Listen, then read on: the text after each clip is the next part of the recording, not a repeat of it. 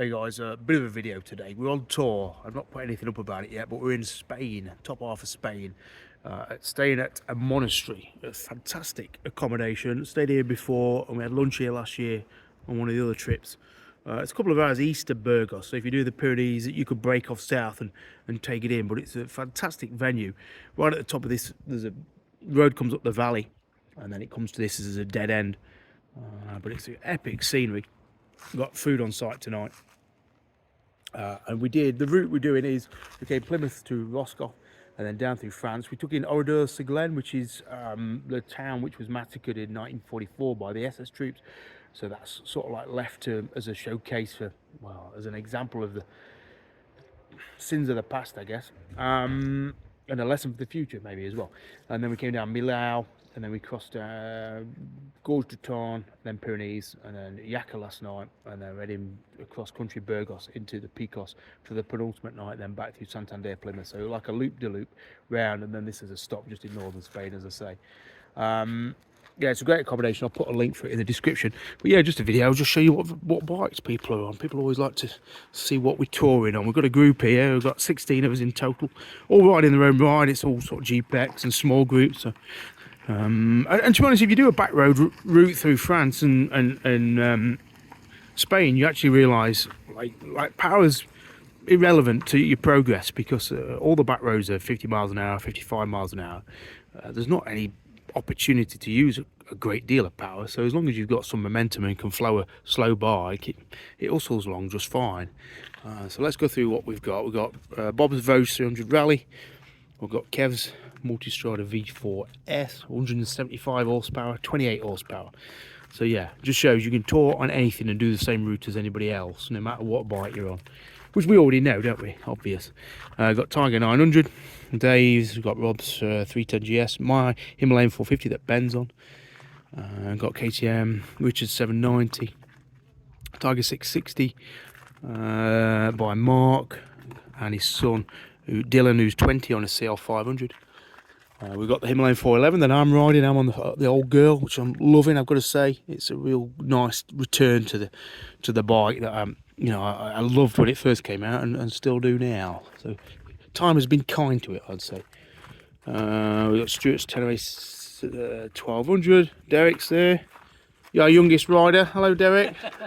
Hello there. We've got King Rob's 650 GS. We've got Derek's 81, you won't believe it, 81, and he's bashing out some miles. He's riding in wind and rain, sunshine, everything. No grumbles. TDM 900. We've got Roger's 350 Classic there. We've got Melanie and Simon's Ural Sidecar. I think it's a 750 boxer engine. So they're pottering along nicely. And that's it, yeah, so Himalayan 411. So a nice mix of bikes.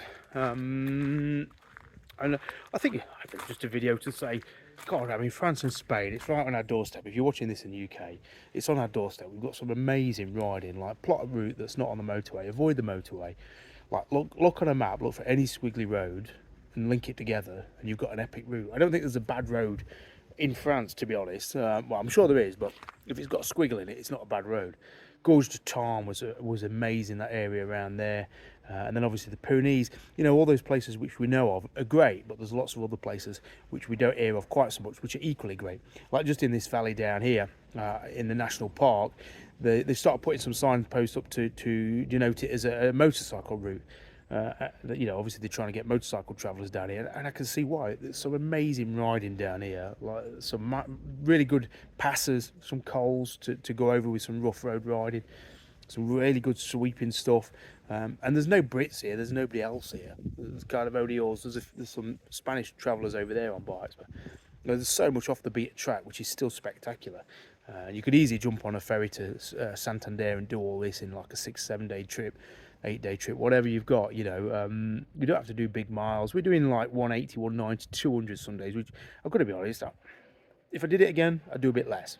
I kind of, just to stroke it back a little bit, get people into at the hotel at 4 instead of 5, give them a chance to have a long lunch.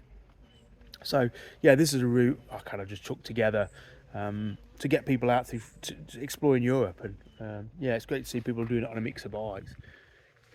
any bike, whatever you bike you've got, has proved, you know, Bob here, Bob's 72 on his Vogue 300 Rally.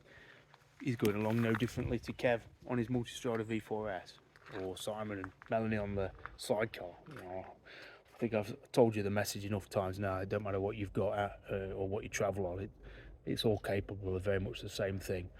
So yeah, that's it. I'll do a full video review on the 411 because I've got to say, I am loving the way that this thing rides. It reminds me of 8 years ago when I first rode one and went, wow, that is an awesome machine.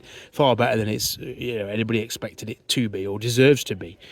Yeah, it's an incredible machine. I actually I'll cat out the bag. I rode the 450. I swapped with Ben yesterday for a short stretch on it.